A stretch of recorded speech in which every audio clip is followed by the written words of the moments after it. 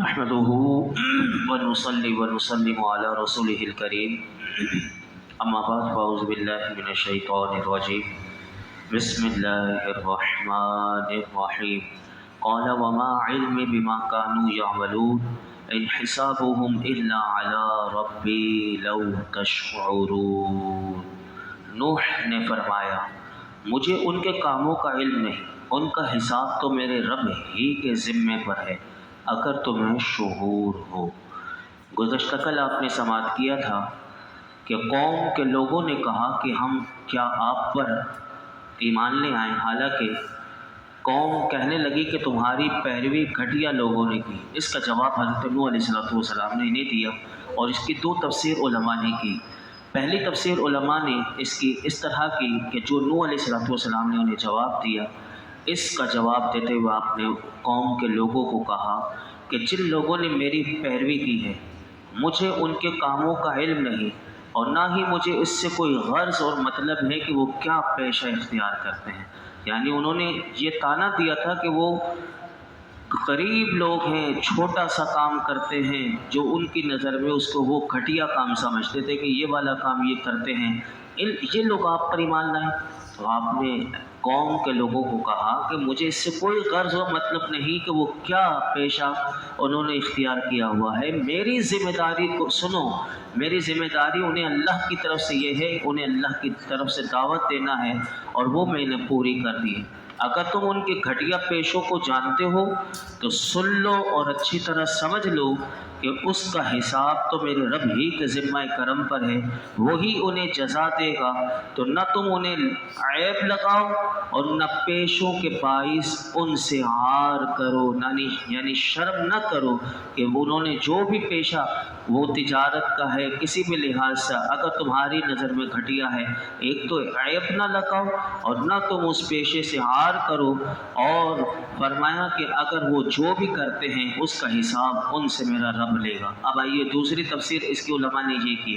دوسری تفسیر یہ ہے کہ حضرت نوح علیہ السلام کی قوم نے ایمان لانے والوں کے پیشے پر اعتراض کرنے کے ساتھ ساتھ ان کے ایمان پر بھی اعتراض کیا تھا۔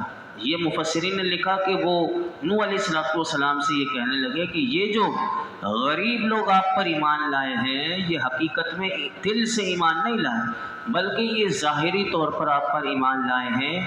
اس کے جواب میں حضرت نوح علیہ السلام نے انہیں ارشاد فرمایا میری ذمہ داری ظاہر پر اعتبار کرنا ہے، ان کے باطن کی تفتیش مجھ پر لازم نہیں۔ اگر تمہیں ان کے دل کا حال معلوم ہے تو جو کچھ ان کے دلوں میں ہے اس کا حساب لینا بھی میرے ذمے پر نہیں بلکہ میرے رب کے ذمہ کرم پر ہے۔ یہ لاجواب کر دیا آپ نے انہیں۔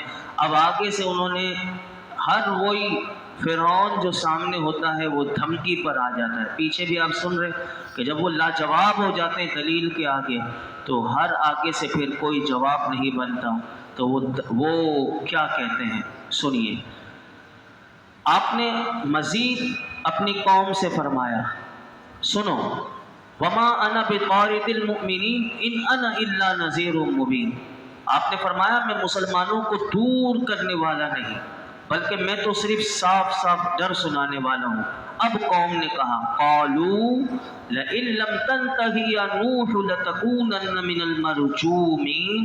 قوم نے کہا اے نوح اگر تم باز نہ آئے تو ضرور تم سنسار کیے جانے والوں میں سے ہو جاؤ گے۔ اللہ اکبر۔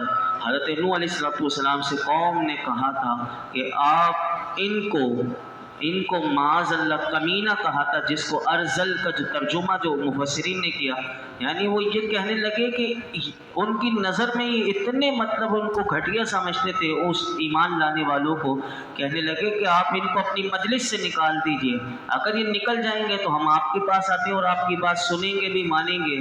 آپ نے اس کے جواب میں کیا خوبصورت جواب دیا۔ آپ نے فرمایا یہ میری شان نہیں کہ میں تمہاری خواہش کو پورا کروں، تمہاری خواہش یہ ہے کہ ان کو نکال دو تم ایمان لے کر آ جاؤ گے، اور تمہارے ایمان لانے کے لالچ میں ان غریب مسلمانوں کو اپنے پاس سے بھگا دوں جو مجھ پر ایمان لائے ہیں۔ تو یہاں سے علماء نے ایک بات لکھی اور وہ یہ لکھی کہ اس آیت سے معلوم ہوا کہ کہ غریبوں فقیروں کے ساتھ بیٹھنا یہ انبیاء علیہم السلام کی سنت ہے۔ لہٰذا ان آیات سے ہمیں یہ سبق ملتا ہے کہ اگر کبھی کسی غریب کے ساتھ بیٹھنے کا موقع ملے یا غریب کے ساتھ ہی انسان بیٹھے، اس میں کبھی بھی شرم نہ کرے، بلکہ یہ نبیوں کی سنت ہے۔ تو ہمیں غریب مسلمانوں کے ساتھ بیٹھنا چاہیے، ان کی دل نشین، ان کی ہم نشینی، ان کی دل جوئی۔ اگر ہمیں اللہ نے نوازا ہے تو ہمیں غریب کی مشکل کا پتہ چل جائے تو اس غریب کی مشکلات کو دور کرنے کے لیے عملی اقدامات بھی کرنے چاہیے، اور نہیں کر سکتے تو زبان سے اس کی ہمدردی کر دے، یہ بھی بہت وہ اعلیٰ کام ہے۔ یاد رکھیے گا میرے آقا علیہ الصلوۃ والسلام کیسے غریب نواز تھے، کیسی غریب پروری، کیسی مسکین نوازی میرے آقا کی تھی۔ سنیے میں حدیث پاک آپ کے سامنے رکھتا ہوں۔ حضرت انس رضی اللہ تعالیٰ عنہ فرماتے ہیں نبی کریم صلی اللہ علیہ وسلم نے یہ دعا مانگی، اے اللہ قیامت کے دن مجھے مسکینوں کی جماعت ہی سے اٹھانا۔ تو ہماری ماں عائشہ ام المؤمنین سیدہ عائشہ صدیقہ طیبہ طاہرہ رضی اللہ تعالیٰ عنہ نے عرض کی کہ کیوں ایسا، کیوں کہ آپ نے یہ کیوں حضور دعا مانگی کہ مجھے قیامت کے دن مسکینوں کی جماعت سے اٹھانا؟ تو میرے آقا نے کیا جواب دیا؟ میرے آقا نے فرمایا کہ مسکین لوگ امیر لوگوں سے 40 سال پہلے جنت میں داخل ہوں گے۔ اے عائشہ مسکین کے سوال کو کبھی بھی رد نہ کرنا، اگرچہ کھجور کا ایک ٹکڑا ہی ہو۔ اے عائشہ مسکینوں سے محبت رکھو اور انہیں اپنے قریب کرو، ایسا کرنے سے اللہ تبارک و تعالی قیامت کے دن تجھے اپنا قرب عطا فرمائے گا۔ کیا بات ہے کہ غریبوں سے محبت۔ مسکین کسے کہتے ہیں؟ مسکین اسے کہتے ہیں کہ جس کے پاس ایک وقت بھی روٹی کھانے کے لیے پیسہ نہ ہو، کچھ بھی نہ ہو، وہ ہوتا ہے مسکین۔ اللہ اکبر۔ میرے آقا کہتے ہیں ان سے اگر بندہ محبت کرے اللہ قیامت کے دن ایسے شخص کو اپنا قرب عطا فرمائے گا۔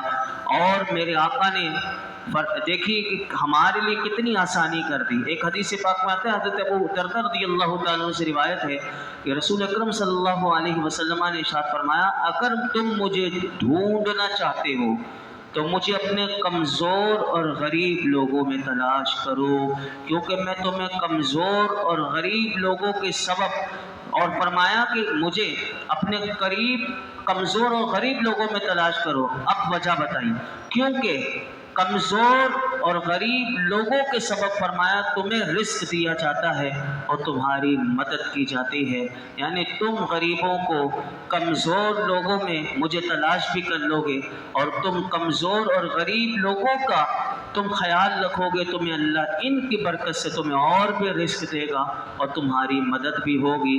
ایسی بے شمار احادیث مبارکہ ہیں کہ جس میں ہمیں پتہ چلتا ہے کہ میرے آقا علیہ الصلوۃ والسلام کیسی غریب پروری اور کیسی مسکین نوازی کرتے تھے۔ اگر حضور کی سیرت اگر آپ پڑھیں گے وہ میرے آقا مسکینوں کی عیادت کرتے، فقیروں کے پاس بیٹھتے، کوئی غلام حضور کو دعوت دیتا حضور اس کی دعوت قبول کر لیتے۔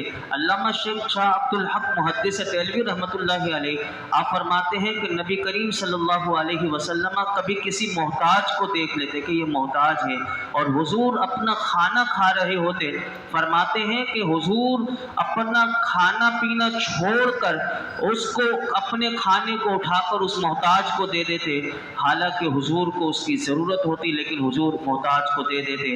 حضور کی عطائیں مختلف قسم کی، اگر آپ سیرت پڑھیں گے تو حضور کی عطا مختلف قسم کی آپ کو نظر آئے گی کہ میرے آقا کبھی کسی کو تحفہ دیتے تو کسی کو کوئی چیز عطا فرماتے، کبھی حضور کو پتہ چل جاتا کہ کسی کا قرضہ چڑھا ہوا ہے تو میرے آقا اس کا قرضہ اتروا دیا کرتے، اگر حضور کے پاس ہوتا حضور خود دے دیتے، ورنہ کسی کے ذریعے حضور اس کا قرضہ اتروا دیتے، کسی کو حضور صدقہ دیتے، کبھی دیکھتے کہ اسے کپڑے کی ضرورت ہے میرے آقا اسے کپڑے دیتے، اور کبھی تو ایسا بھی حضور کی سیرت میں ملتا ہے کہ میرے آقا کبھی کسی سے کپڑا خریدنے گئے، कपड़ा भी खरीदा, उसकी कीमत भी अदा की और उसी कपड़े वाले को वही कपड़ा तोहफे में दे दिया। अल्लाह अकबर, क्या मेरे आका का अंदाज है।